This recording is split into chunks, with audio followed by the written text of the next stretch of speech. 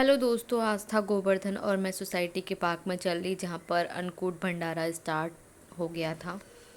यहाँ पर आती हूँ, देखती हूँ कि गोवर्धन की प्रतिमा बनाई जा रही थी गोबर से। सोसाइटी की कुछ लेडीज़ें थी, तो यहाँ देखकर ना बहुत अच्छा लग रहा था मुझे। 3 साल हो गए सोसाइटी के अंदर। हर एक फेस्टिवल यहाँ के लोग बहुत अच्छी तरह से इंजॉय करते हैं और शाम को आज हम इंजॉय करेंगे गोवर्धन महाराज जी की पूजा।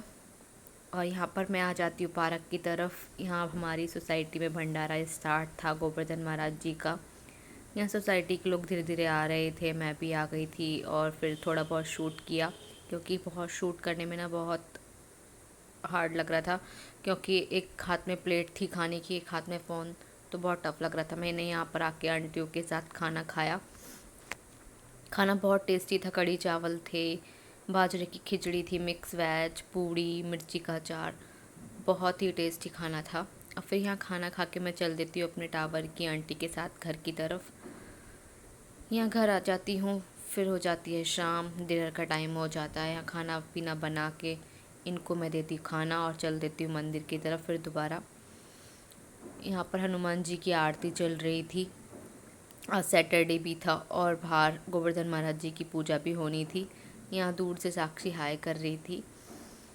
और फिर मैं यहाँ पर मंदिर में आती हूँ, सभी भगवानों को प्रणाम करती हूँ। जैसे बाहर की तरफ जाती हूँ वैसे ही मेरी फ्रेंड मुझसे बोलती है, हाय तुम आए नहीं थी दिवाली वाले दिन।